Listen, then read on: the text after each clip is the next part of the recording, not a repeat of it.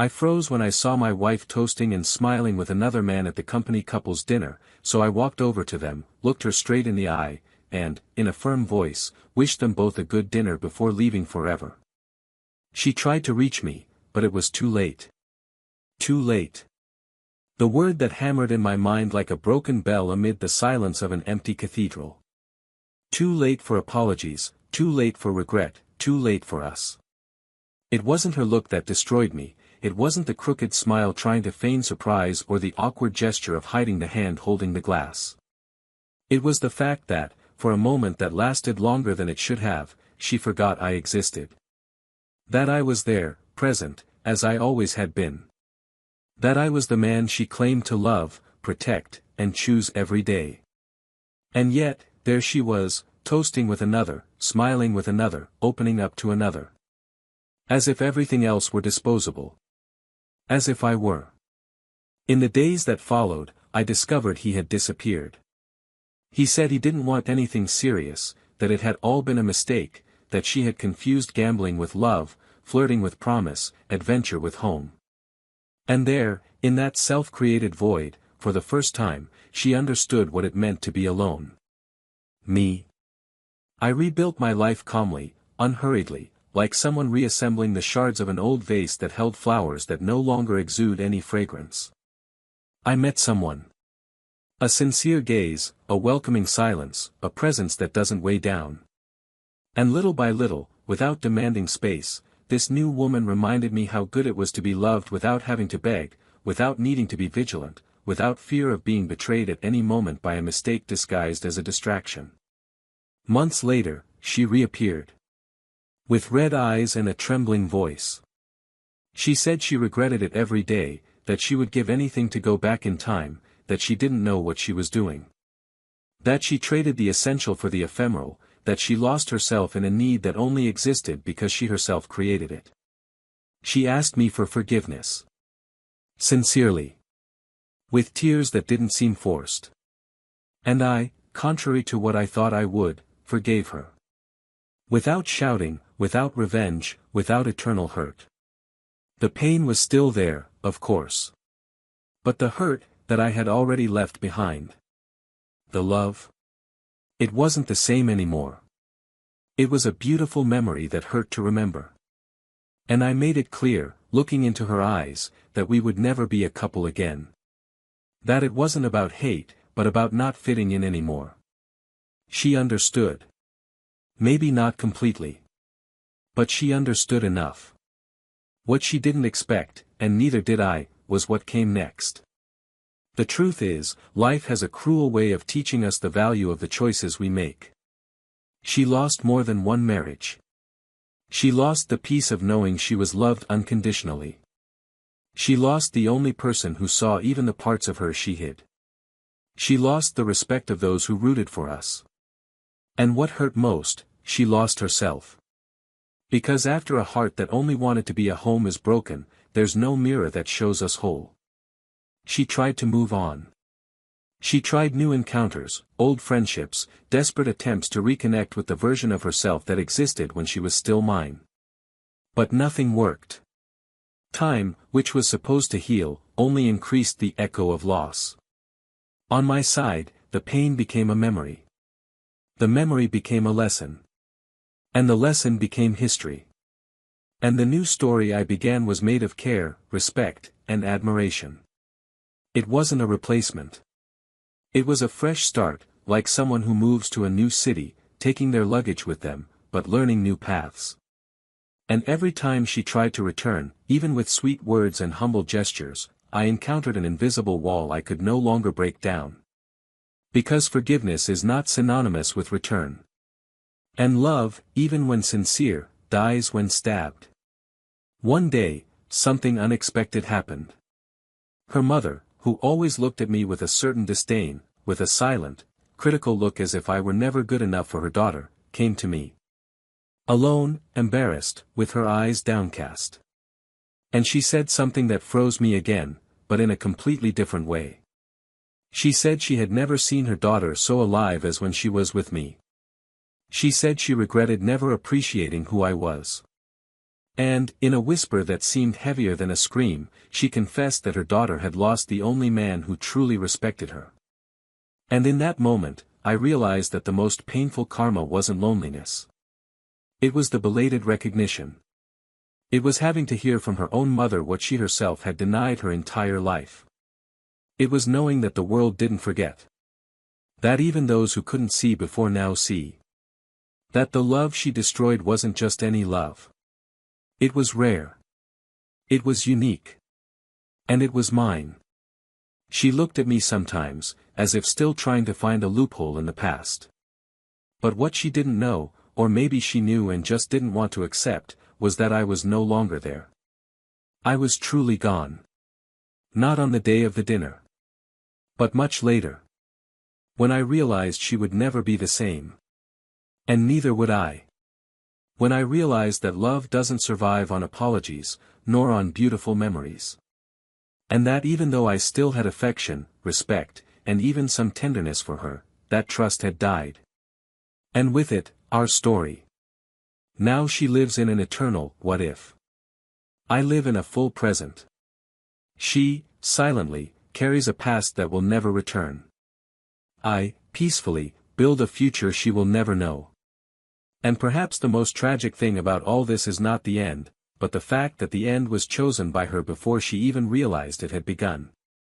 But there's something even she doesn't know, a buried detail, a decision made the exact moment I turned my back at that dinner. Something that changed the course of everything, long before the words of forgiveness, long before the loneliness weighed on her, long before she understood that true love cannot be betrayed with impunity. And when this comes to light, when the truth is finally revealed, it will be impossible not to ask yourself. If she had known this before, would she have done things differently? Welcome to the channel. Here, we do not romanticize and never support any type of betrayal. All stories are fictional, but the feelings they evoke are real, because the betrayal destroys lives, families, and true loves. Our goal is to show, through each storyline, how one wrong choice can cost everything. Get ready now to hear a story intense, exciting and shocking. Take a deep breath, the truth will hurt.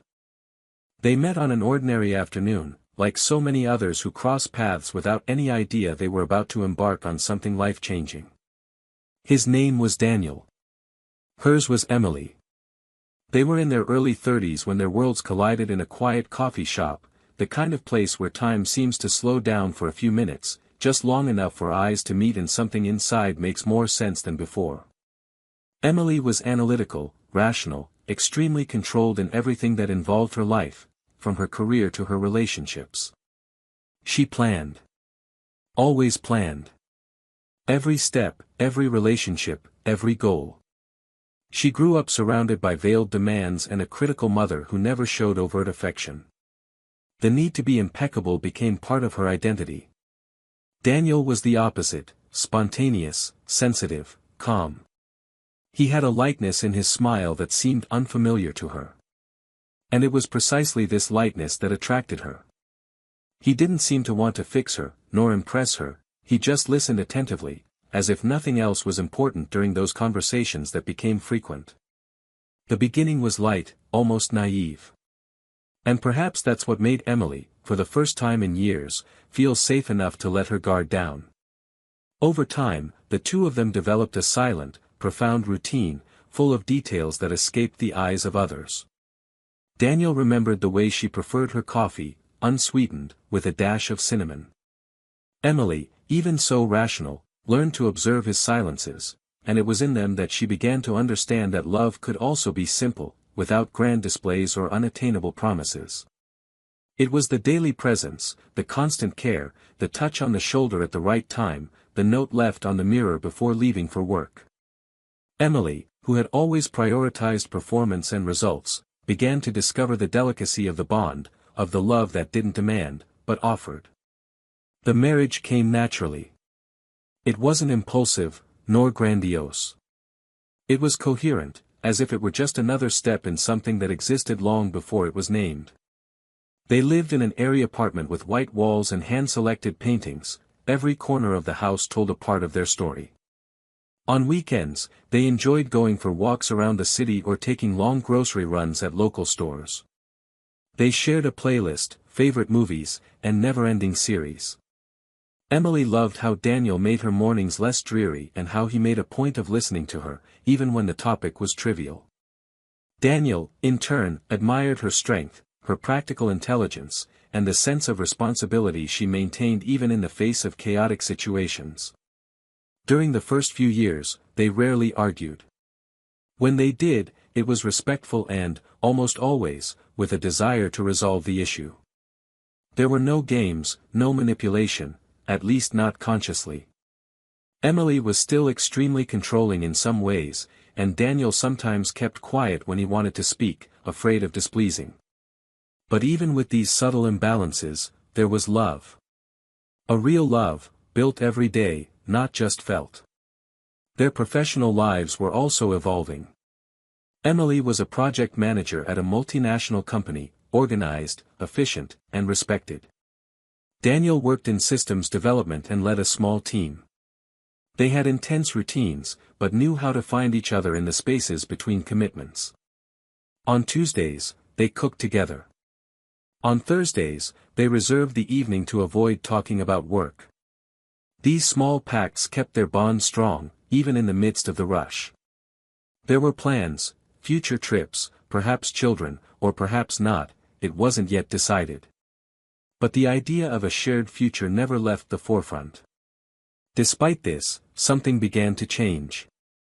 Small, almost imperceptible. It wasn't all at once, nor was it due to a lack of love. Perhaps it was fatigue, routine, or the illusion that love is indestructible. Emily started coming home later, always with a plausible excuse. Daniel didn't question it, he trusted. And trust, in this case, was silently feeding a chasm. Small distances began to appear, a glance that lasted less, a conversation interrupted by a cell phone, an absence that hadn't existed before. Daniel noticed, but refused to believe it was anything serious. I thought it was a phase.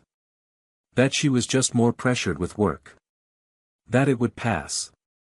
Emily, on the other hand, was beginning to feel restless. She didn't know exactly what was missing, but something inside her felt incomplete. Perhaps too much stability, perhaps a secret desire to feel something different, new, uncontrollable. Something she had never allowed herself to feel. There was no heartbreak. Just a growing emptiness with no clear explanation. Silently, she began to distance herself from Daniel, not physically, but emotionally. She began to suppress thoughts, hide insecurities, disguise feelings.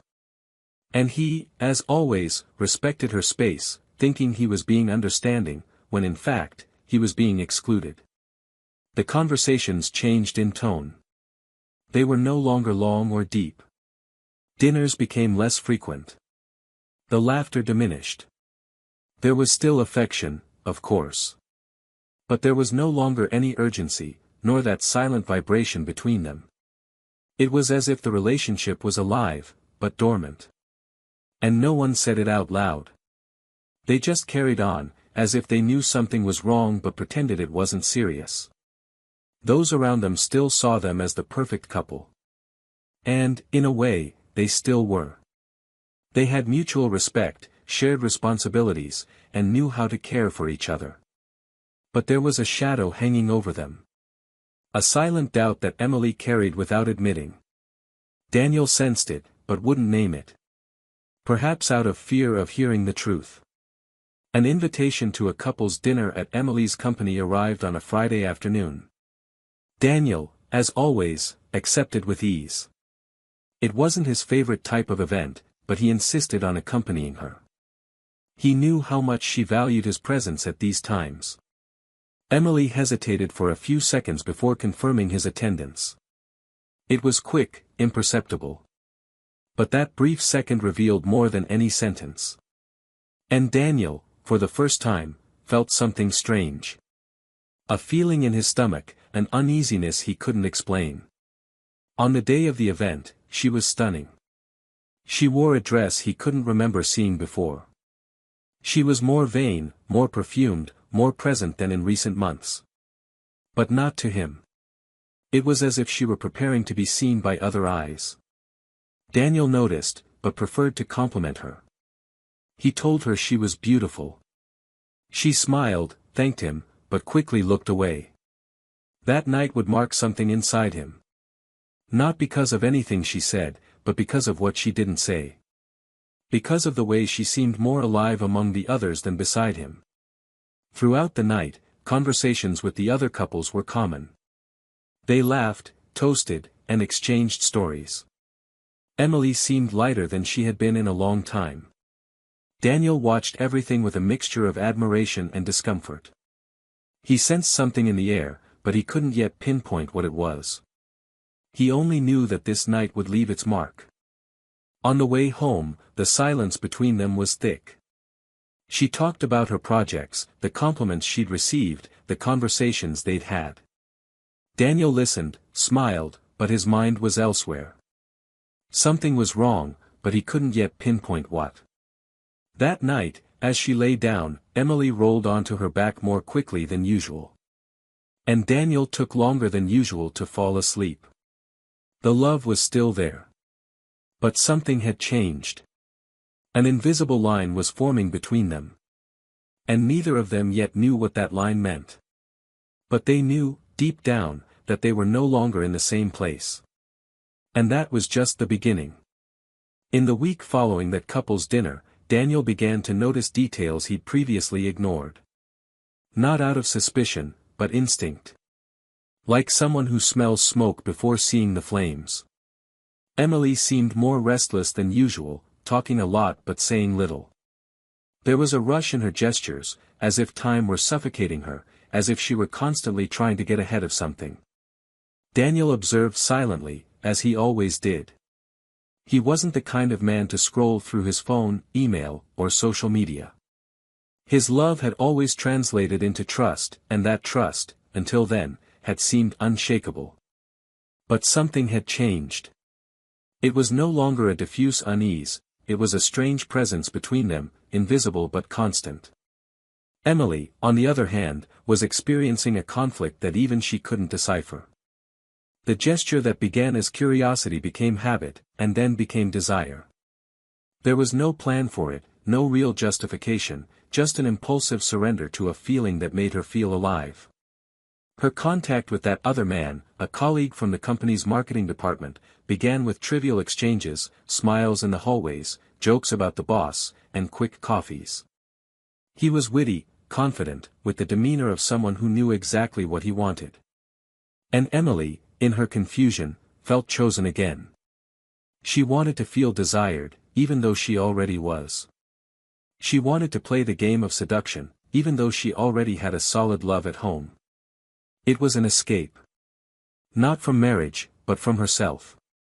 Their meetings began to happen after hours. Weekday breakfasts, a glass of wine at a secluded bar, a touch that crossed the line into friendship. Everything was unhurried, with the caution of someone who knew they were treading on dangerous ground. But the attraction grew like a flame fueled by the wind. Emily, even though she carried a silent guilt, slowly surrendered. He didn't talk about Daniel with the other man, as if ignoring him would be enough to erase him from the equation. At home, he kept his routine almost intact. He continued his schedules, his rituals, his care. Daniel noticed her mental absences, her evasive answers, the way she averted her eyes when he spoke of something deeper. But he preferred to remain silent. Until then, everything was still uncertain. And doubt, for those who love, is always more bearable than certainty. One particular Saturday marked the beginning of the end. Daniel had prepared breakfast calmly, as he did on weekends. Toast, cut fruit, fresh juice. Emily came down from her room in a hurry, saying she had to go out to meet a friend, that it would be a quick affair.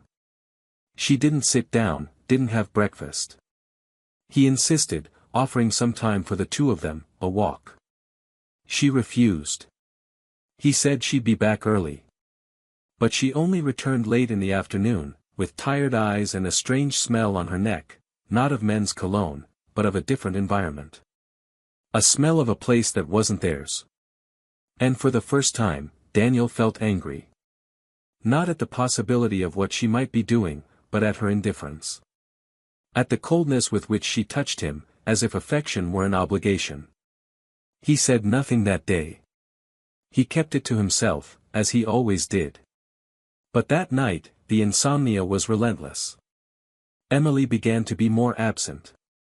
She took calls in another room, left work early, and returned late. When Daniel asked, she explained it matter-of-factly, as if he were exaggerating. But her voice trembled as she responded. One day, he arrived home early, by surprise. He found the room spotless, the house silent. Entering the living room, he saw her unlocked phone on the table. For a moment, he considered ignoring it. But a different impulse took hold of him. He tapped the screen, and the message was there, visible, unfiltered. Today was incredible. I can still taste your kiss. Daniel read it once, twice. As if his brain needed to repeat it to believe it. There was no name. But it wasn't necessary. That was enough. He didn't make a fuss. He didn't throw anything on the floor, he didn't cry. He sat on the couch and stayed there for a time he couldn't quite measure. When she arrived, she found him sitting, staring into space. She tried to smile, asked if everything was okay. He said yes. She asked how his day was. She lied. And he just listened. That night, they didn't sleep together. She claimed a headache and went to her room early. Daniel stayed in the living room until dawn, trying to find a way not to explode. Trying to understand when the woman he loved had become someone else. Or worse, if she had always been like this, and he had never seen it. In the days that followed, something inside him began to prepare for the truth. He began to organize his feelings like someone packing up their life for a move. I still didn't know what I would do, but I knew I couldn't go on. What held him back was no longer love. It was the weight of everything they had built. It was the memory of the good days, the conversations in the car, the laughter shared on ordinary nights. It was the memory of who she was before everything was lost. Emily, in turn, began to feel the weight of duplicity. The other man no longer offered the same excitement as before. And Daniel, silent, became a mirror of her mistake. He didn't confront her, but looked at her with a pain so pure it left her disconcerted. One night, they tried to talk. He asked bluntly if something was going on. She denied it. Her voice firm, her eyes fixed. She lied as if to protect herself. But Daniel no longer believed her. He no longer needed confirmation. He already knew. And perhaps that was what hurt the most, being certain and yet wishing it were a lie. The invitation came for another dinner. This time, it would be at an elegant restaurant, closed to company clients. Daniel hesitated to go. Emily insisted, saying he should accompany her. Maybe it was guilt, maybe it was a desire to keep up appearances. He accepted. They arrived together, as always. But something had changed between them, and it was evident. Emily seemed restless, looking around as if searching for something. Daniel observed her every gesture, every held breath, every attempt to appear natural. When he returned from the bathroom, he saw from afar. Emily was standing, leaning against the counter, talking to a man. It was the same man from the messages, Daniel couldn't be sure, but her body spoke volumes. She smiled differently. She smiled like she hadn't smiled at him in a long time. The man lightly touched her arm, and she didn't flinch. On the contrary, she moved closer. And in that moment, everything made sense. Daniel took a deep breath and walked toward them, steady and unhurried. Emily saw him coming and froze. The other man did too. Daniel looked at them both, keeping his gaze calm but firm. He said, in a low but unwavering voice, that he wished them both a pleasant dinner. Emily tried to touch him, tried to say something. But he had already turned his back. That night, when he closed the door for the last time, Daniel didn't take his suitcases. He took silence, dignity, and a broken heart. But there was something she didn't know yet. Something that was about to come to light. Something that would transform her regret into something much deeper. A truth that would change everything. Emily spent weeks immersed in the silence she left behind. She tried to move through the days as if they weren't weighing on her shoulders, but everything around her seemed burdened with absence. It wasn't just Daniel's absence in the apartment, it was his absence inside her. Everything felt gray and disconnected, as if the air had changed weight, as if the morning light had lost its color. The other man, the one who seemed to have ignited something dormant in her chest, disappeared like a shadow in the mist. He left no trace, no promises, no explanations. It was a void in the form of a memory, and at the same time, proof that illusion takes its toll in silence. Emily clung to internal justifications that tried to lessen her guilt, but none of them lasted more than a few minutes. Deep down, she knew she had lost much more than a husband. She had lost a home. The first time she tried to call Daniel, it went straight to voicemail. She sent short, not quite desperate messages, still too proud to undress completely. No response. A few days later, she tried to pass by his place of work, disguising her intention of seeing him. But he didn't show up. She felt invisible in a world that kept spinning, as if her mistake were an irreversible point in time. Until, a month after their separation, she decided to go see him. She knew where he was living, a temporary apartment, rented for a few months, according to acquaintances. Daniel answered the door calmly, no anger in his eyes, no haste in his gestures. Emily swallowed hard when she saw him. He was different, firmer, quieter, more in control. He was the same man, but he wasn't the same with her anymore. She tried to smile, but his face didn't respond. She asked to talk, and he nodded and invited her in. They sat in the small, unadorned room, with its makeshift furniture. It was a place for a new beginning. Emily felt her throat tighten as she realized that, in this new home, there was no longer room for her. She began to speak hesitantly. She told him she regretted it, that she had made a mistake, that she had confused her feelings, that she had been weak.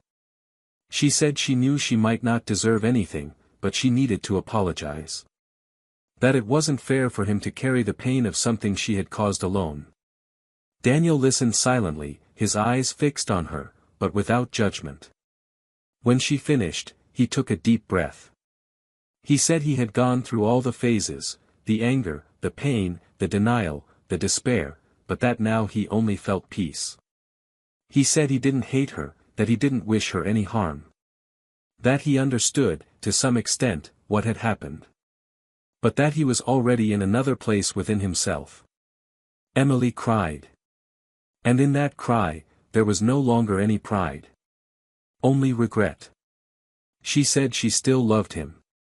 That even if he didn't want to anymore, she needed to say it.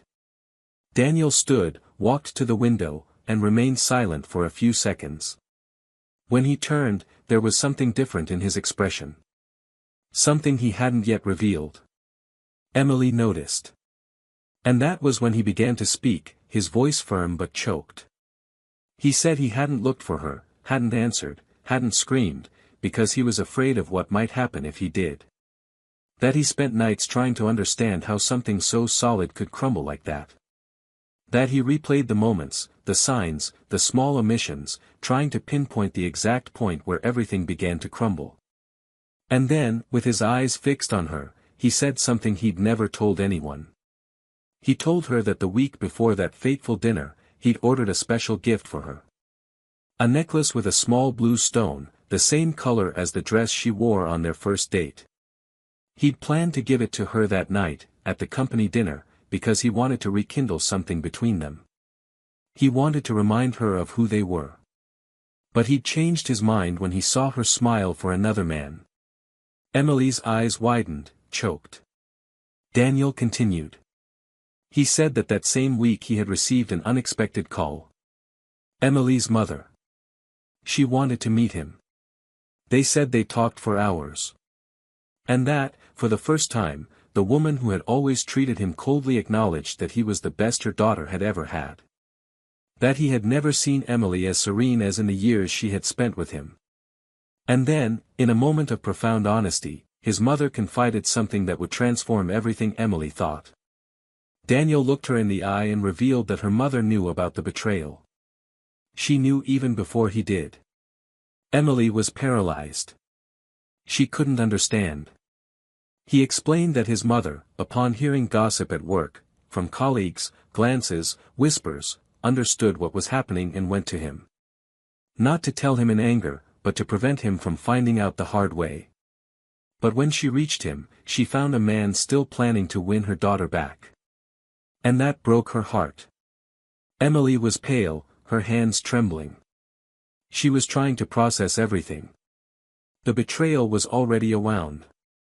But knowing that her own mother had sought out the man she had betrayed, to defend him, to protect him from herself, was like a sentence of condemnation that even she couldn't argue with. Daniel said that, in that moment, he understood there was nothing left to save. Because if even her mother, who had never approved of him, had changed sides, it was because the fall had been too deep. Emily put her hand over her mouth, trying to hold back tears. She asked why he hadn't told her sooner. Daniel replied that it was no use. That night, at dinner, he understood everything he needed. And that since then, he no longer saw her as his wife, but as a reminder of what love can be, and what it can become when betrayed. The revelation left Emily devastated. There was no defense, no escape, no distraction. Her betrayal was so grave that it even rebuilt the relationship between her and her mother, placing her, for the first time, on the opposite side. Daniel approached, held her hands for a brief moment. He said he forgave her. That he didn't want to live with anger, that he didn't want to carry that burden forever. But between forgiveness and returning, there was an ocean. And that he was already on the other shore. Emily wept, no longer trying to hide it. There was nothing more she could say. And in that heavy silence, as she relived every step that had led her there, Daniel opened the door. Not with contempt, but with peace. Like someone closing a story knowing they did everything they could. And Emily, as she walked through that door, knew she would never get back what she lost. Because sometimes, the real punishment isn't being left. It's realizing too late the value of someone who's no longer waiting. Emily left the apartment with slow steps, her eyes heavy, as if each tear shed carried the weight of years, not just months. The street seemed too long, cars passed like shadows, and people became indifferent silhouettes. She felt like an isolated point in a universe where everything went on its own, except her. For days, she couldn't look at her own reflection without feeling ashamed, and there was no mirror that showed her anything she recognized. The apartment where she lived with Daniel was exactly the same curtains, the same paintings, the same marks on the sofa. But everything was different. The place that had once been home now felt like a silent reminder of everything she had lost. Each room was a silent judgment, and the time within those walls weighed like a sentence. Her mother's estrangement happened naturally. Emily didn't have the courage to reach out to her. She didn't know what to say, nor how to face the fact that, in the end, the woman she believed incapable of showing affection had done so, but not for her. The betrayal wasn't just against Daniel. It was against their history, against herself, against the only version of herself that truly deserved to be remembered. The days dragged by, dull, aimless. She tried to stay busy at work, but her productivity was declining. She arrived at meetings distracted, forgot deadlines, lost focus. The image she had always maintained of a firm, determined woman began to crumble. Her colleagues' gazes were silent, but they spoke. The reputation she had built with so much effort now seemed fragile, almost forgotten. One Sunday morning, she woke with the feeling that something needed to change. She got out of bed like someone emerging from a shipwreck. She took a leisurely shower, put on light clothes, and, for the first time in weeks, went out aimlessly. She walked for hours, went into a bookstore, then a florist. She bought flowers that Daniel usually placed in the living room, perhaps in an attempt to revive the impossible. When she returned, she found an envelope in the lobby. No return address. It was a letter. The handwriting was familiar, her mother's. The paper trembled in her hands as she opened it, already expecting anything but what was to come. The letter was short. Her mother said she wouldn't write to accuse or console. She wrote because she needed to say something Emily might never understand on her own. The cruelest regret is the one that comes after losing someone who would continue fighting for you, if only they'd given you the slightest response. She said the respect she'd come to feel for Daniel only emerged when she saw his silence in the face of the scandal. And that the way he decided to leave, without destroying, without spreading venom, was more dignified than any reaction she'd ever witnessed. She concluded by saying she hoped Emily would one day understand that love doesn't scream, doesn't beg, doesn't drag on. It just goes. And when it goes, it doesn't come back. Emily read the letter 3 times. Then she left the flowers in the center of the room and decided she could no longer live as if she were the same person. She cut her hair, changed the clothes in her closet, and took old photos out of their frames. She began to shed material memories, not as a way to forget, but as an attempt to rebuild herself. She went to therapy, resumed writing, a habit she had abandoned years ago, and began taking long walks alone. It was a silent but necessary solitude. For the first time, she faced what she had become, without distractions, without excuses. Meanwhile, Daniel was taking his own steps, far away. He was living in a new apartment, small but comfortable. He'd started running again in the late afternoons, something he'd stopped doing since his wedding. He reconnected with old friends, traveled alone for 3 weeks along the coast, took photos, read books, and watched movies that had been on his list for years. He didn't talk about Emily, didn't harbor hatred or resentment. He simply remembered her as a part of his life that, although painful, also shaped him. He wasn't looking for relationships, but he was open to whatever might come. And it was on a Saturday afternoon, at a street fair, that he met Laura. She sold hand-painted paintings and had a light, direct, and honest manner. The conversation started off unpretentiously, but the connection was quick. There were no games, no pretensions. And perhaps that's why he let her in. Laura was different from Emily in every way. She was intense, but not dramatic. Sincere to the point of disconcerting, and calm, as someone who knows their own worth. With her, Daniel didn't need to explain himself or ask for space. She noticed his silences, but didn't fill them with assumptions. She just was. And, little by little, Daniel began to breathe more easily. He felt seen. Respected. Loved, but undemanding. Months passed. Emily and Daniel didn't cross paths. Until fate, as always merciless and opportune, brought them face to face. It was the wedding of a mutual friend, one of those who stood in the middle of the abyss, without taking sides. Both were invited. And both decided to go. Emily arrived first, wearing a discreet dress, her hair tied back, her posture controlled. Daniel appeared later, hand in hand with Laura. And in that moment, seeing him enter with another woman, Emily felt something she had never felt before. It wasn't jealousy. It was a specific kind of pain, a deep recognition that there was something there that had once been hers, but was now no longer. She observed discreetly. She noticed how naturally he touched Laura, how she looked at him with affection. There was love there. And worst of all, it was light. It was true. During the party, Emily tried to keep her distance. She avoided eye contact. But at one point, they passed each other in the hallway leading to the restrooms. They stood face to face for a few seconds too long. Daniel smiled slightly, politely. She returned it. They exchanged a nearly silent greeting. And she, unable to contain herself, said she was happy to see him well. Daniel thanked her sincerely. And before leaving, she asked if she could, someday, invite him for coffee. Not as an attempt to win her back, but as someone who needs closure.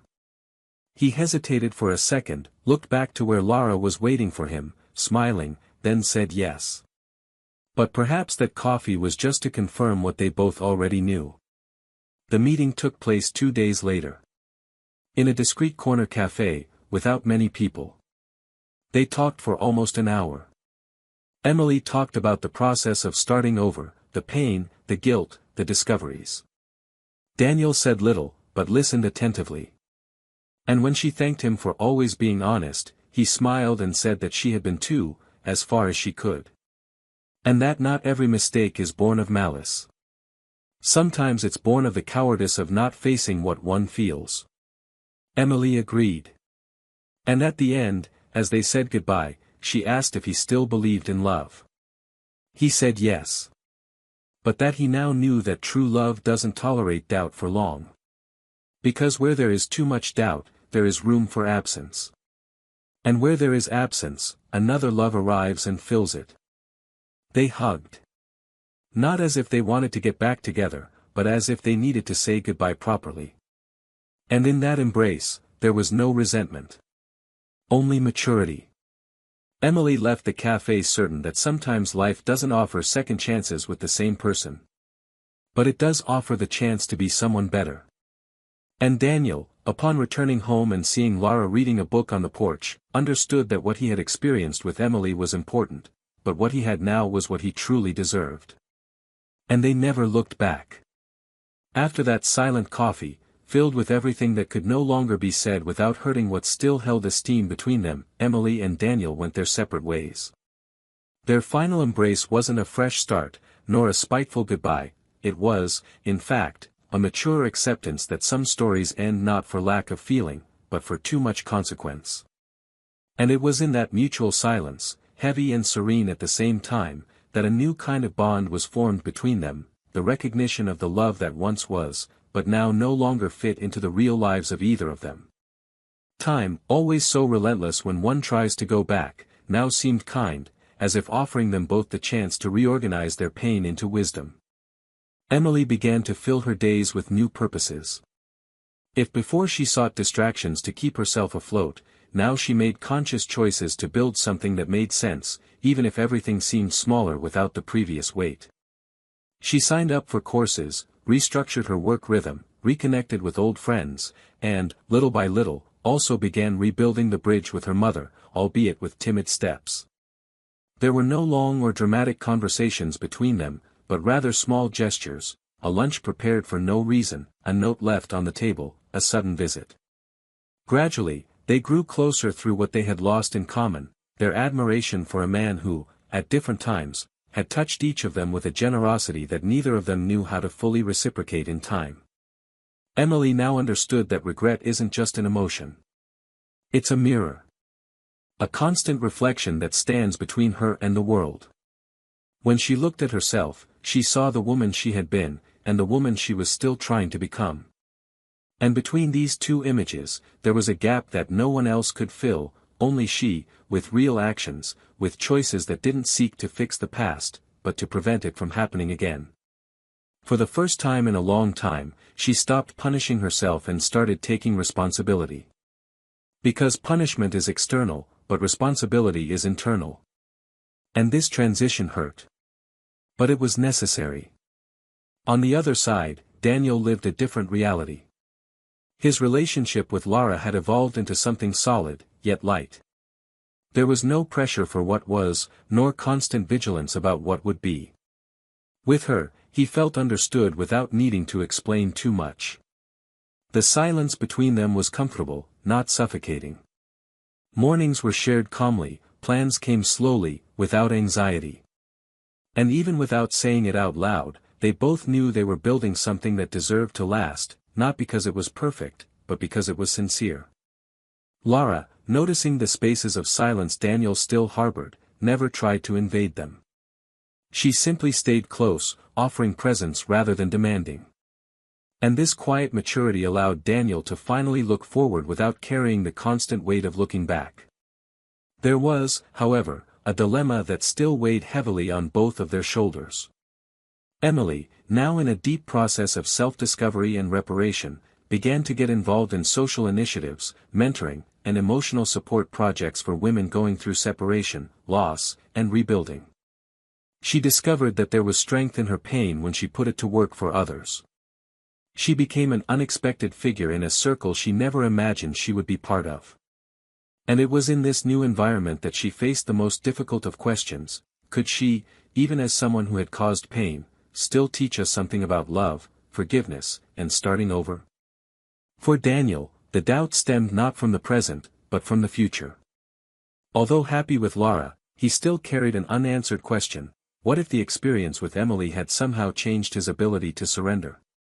Had he, in the name of protection, become overly cautious? Was he, even unconsciously, holding himself back from something that could be even greater than what he had before? He no longer wanted to live in fear of loss, but he also didn't want to repeat the naivete that had led him to ignore the signs. It was a delicate balance, and one that required something rare from both of them: vulnerability with no guarantee of return. Emily and Lara's reunion happened in the most unlikely way possible. A cultural event in the city, organized by a network of women artists and entrepreneurs. Emily, now involved in organizing events with social impact, had been invited to open one of the tables. Lara, as a visual artist and guest on one of the panels, was scheduled to exhibit her work. Their names appeared next to each other on the invitations, but neither of them realized it until the day of the event. When they saw each other, there was a moment of awkwardness, but it was interrupted by something greater, a mutual gesture of silent respect. They exchanged no words at that moment, only glances. But both glances carried something that transcended rivalry: understanding. Because both, in very different ways, had met the same man, and both, to different degrees, knew how much that had changed their lives. The week after the event, Emily decided to write a letter. Not to try to rekindle anything, nor to ask for anything. Just to say thank you. For the way Daniel had handled everything. For his dignified silence. For the lack of scandal. For the humanity with which he allowed her to see who she was, without ever holding it against her. The letter was delivered by a mutual friend, hand-delivered, without warning. Daniel read it at home, in silence, as was his custom. When he finished, he carefully folded the paper and tucked it inside a book Emily had given him years before, with a simple inscription: "So that we never lose each other." The irony of the gesture made him smile. But it also made him understand something he had been trying to avoid: that even stories with painful endings can leave chapters worth rereading from time to time, not to want to return, but to remember how much one has grown since then. In the months that followed, life settled into its new shape. Daniel stayed with Lara, now planning to live together, perhaps travel for a few months, and slow down from the routine that had always consumed them. Emily, for her part, decided to move to a new city. A literal fresh start, with fewer visible memories and more space to build new stories without so many echoes of what had happened. When she said goodbye, she received unexpected messages of support, including from people who had previously judged her. Because people, despite everything, still know how to recognize when someone is truly trying to be better than they were. And even as time passed, even as the distance became concrete, there was something that still connected them, not like a thread of hope, but like a scar that no longer hurt, but that would never fade. Emily knew she would never have that love again. Daniel knew he had survived the worst and found something even truer. They had both lost and gained. They had both loved and failed. And now, they carried within them a kind of maturity that only comes when life takes away something essential to force us to find something even deeper. It was the beginning of the end. But at the same time, the end of everything that needed to end so that the true beginning could finally happen. Emily's decision to move wasn't sudden or impulsive. She nurtured this desire over the months like someone tending a silently growing plant, slowly taking root until it no longer fits in the same pot. It wasn't an escape. It was a liberation. She was tired of bumping into her own mistakes every day, materialized in places, streets, people, and smells. She needed fresh air, landscapes that didn't remind her of everything she'd lost. She wanted to rebuild her life without the constant comparison with who she was or what she'd done. She found a small apartment in a smaller city, with less noise and more time. There, she wasn't the ex-wife who cheated, nor the successful professional on the way down. She was simply a woman, trying to find some version of herself still worthy of staying. For the first few days, he immersed himself in the silence he had so avoided before. He didn't rush to tidy up, nor did he try to fill the rooms with objects or distractions. He left the boxes closed for days. He sat on the floor of the empty living room and listened to his own breathing, like someone needing reassurance that he was still alive after a storm. The neighbors were discreet, and that helped. He didn't need to explain anything, he didn't owe anyone stories. He could start from scratch. And that's what he did. She joined a therapeutic writing group and began narrating her journey in short stories, using fictitious names, altered situations, but still with the raw pain intact. The other women in the group identified with her.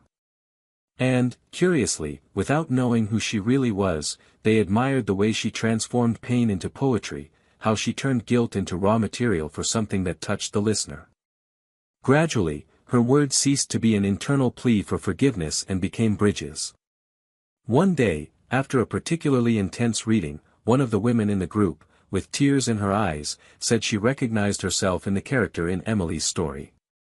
But unlike Emily, she hadn't had the courage to admit her mistakes. And now she lived as if she were dead, even though she was breathing. Emily didn't respond immediately. She simply held her hand and smiled with the kind of solidarity that only someone who has reached rock bottom can offer. Meanwhile, Daniel faced an emotional crossroads. His relationship with Lara remained serene, but a new job offer would require a change. It was a big opportunity, with an ambitious project in another country. He hesitated to tell her, not because he wanted to hide it, but because he knew the news would change everything. When he finally shared it with Lara, he expected questions, perhaps some resistance. But she, with her usual calm, simply asked if he wanted to go on his own, or if he was accepting because he was still trying to fill some void. He remained silent. He needed to think. It was a fair and necessary question. In the following days, he pondered everything he had built with her. There were no pressures, and for that very reason, the decision was even more difficult. He faced a real chance to start over in another territory, but also the risk of breaking the only emotional stability he had found after the fall. He eventually decided to accept the proposal. But not in the way he expected. Instead of leaving alone, he invited Lara to go with him. Not as a request for sacrifice, but as a sincere invitation to a new cycle. She accepted, on the condition that everything be done gradually. They sold the few pieces of furniture they had, organized the move, said goodbye to friends.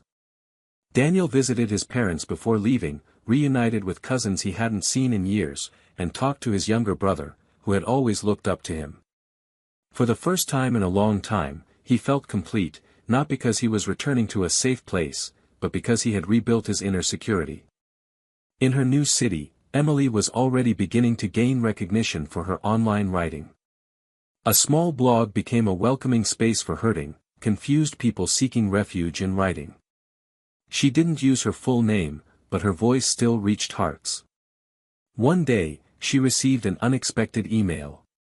It was from a small but respected publisher, inviting her to participate in a collection with other authors who had transformed real experiences into literature. At first, she hesitated. There was something about sharing her story that still frightened her. But after reflection, she understood that she wasn't exposing her mistake, but rather her process. It was about rebuilding, not falling. She accepted. And for the first time, she saw her name printed in a book. Not as the woman who destroyed her own home, but as someone who learned to build something new from the rubble. A year after his last meeting with Daniel, he and Lara were settled on another continent. The days were different, the schedules too. The language, the customs, everything new. But there was peace. And there was love. A love that didn't need to be greater than the previous one, but was completely different. Daniel, looking at Lara on a Sunday morning, silently making coffee, felt a kind of gratitude that came not with euphoria, but with calm. He was where he wanted to be. And that was enough. Emily, for her part, received invitations to speak, to talk to groups of women in the process of transformation. There was no glamour to it. It was painful to relive it every time she had to open up. But there was a purpose. A cycle. At one of these talks, a young woman approached her after the presentation. She said she was about to cheat on her husband.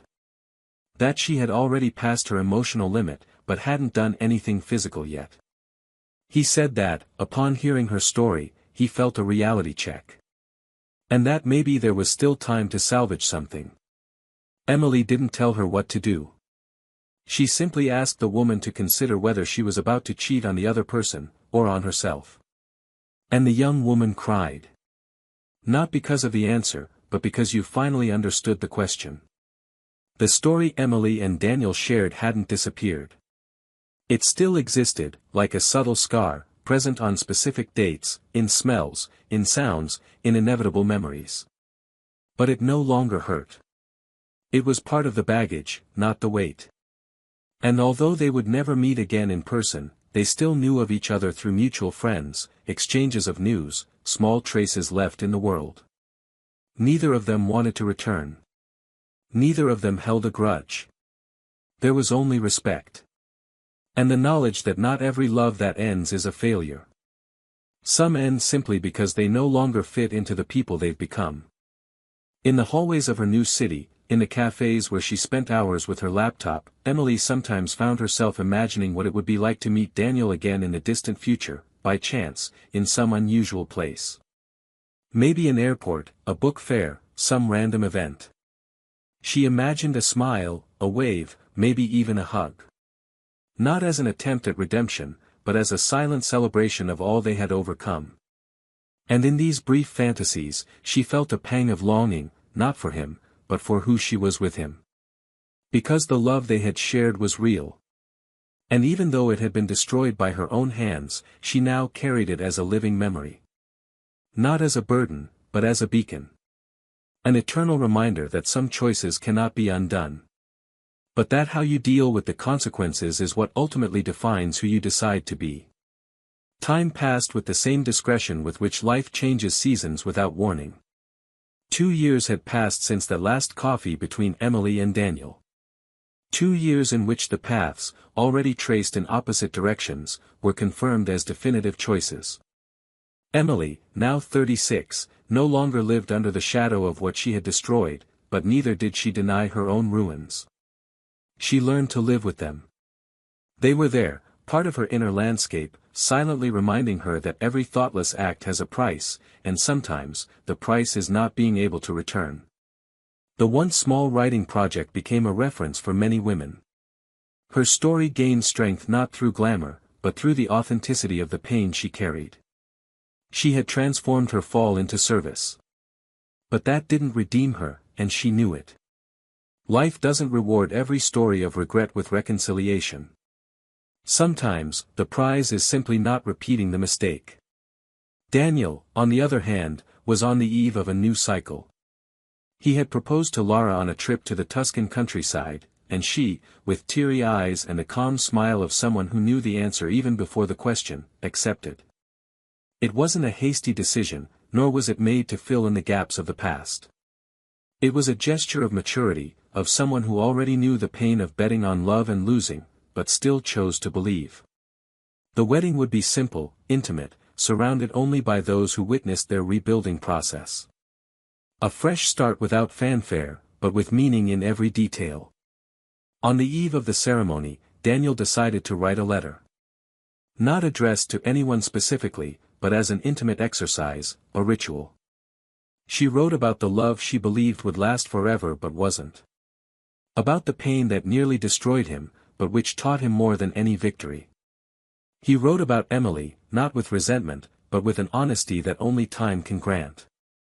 He recognized that, despite everything, she had been essential in helping him understand that love requires vigilance, care, and that the absence of betrayal is not enough to sustain a relationship, it requires presence, daily choice, emotional loyalty. She tucked the letter between the pages of a book she would take on her honeymoon.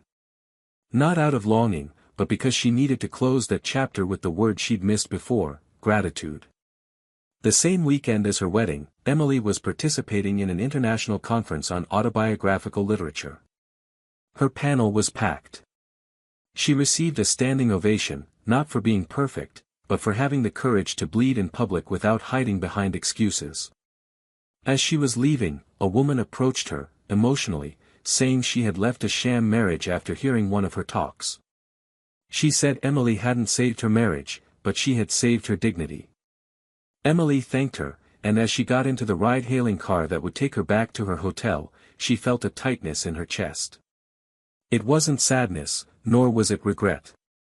It was simply the realization that, even when we rebuild everything, there are pains that never go away. They just become more silent.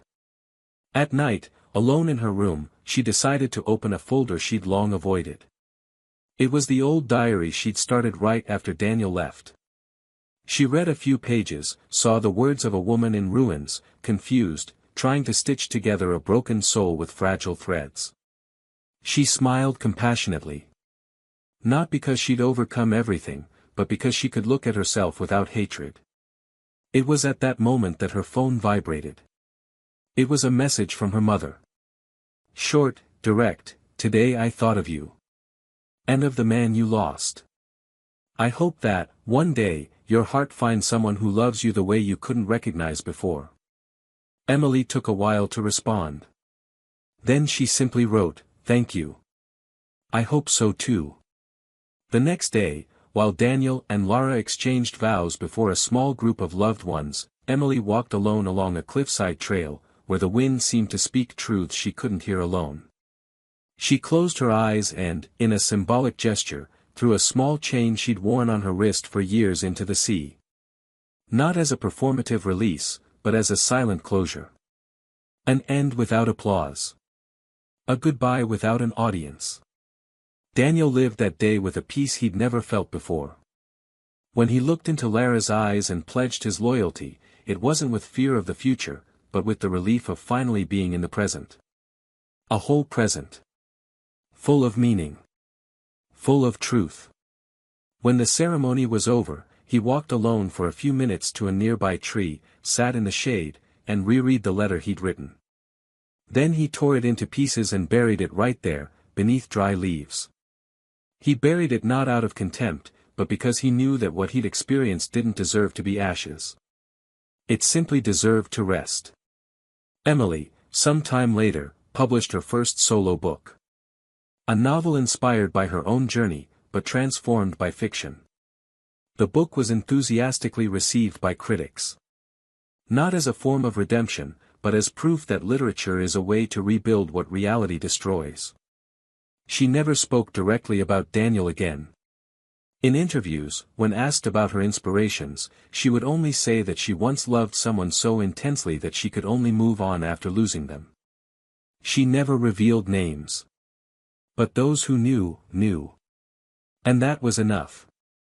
Fate, as capricious as ever, would bring the two together again, but not in the way movies often portray.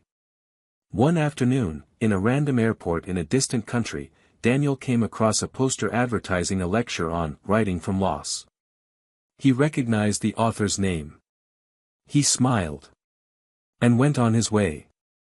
Emily, meanwhile, on the other side of the terminal, was staring out the glass window, waiting for her flight. For a moment, she turned back, as if she'd sensed something. But she saw no one she knew. Only hurried passengers coming and going.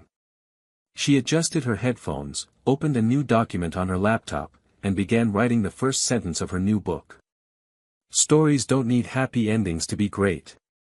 They just need truths that endure, even when the protagonists go in different directions. Daniel and Emily were a story. They were love, they were mistakes, they were losses, they were rebuilding. And in the end, they were exactly what they should have been, a lesson for each other. Now I want to hear from you. What did you think of this story? Did it touch you in any way? Have you ever experienced something similar or known someone who has? Leave your comment below, we'd love to hear your opinion. Subscribe to the channel so you don't miss any of our upcoming stories. There's a lot of powerful stuff coming, and you won't want to miss out. Remember, betrayal doesn't just destroy relationships. It breaks bonds, shatters trust, and often rips away the most precious thing in life, true love. Here on the channel, we don't romanticize, justify, or support any kind of betrayal. Our commitment is to the truth and to stories that touch, awaken, and teach. Until next time.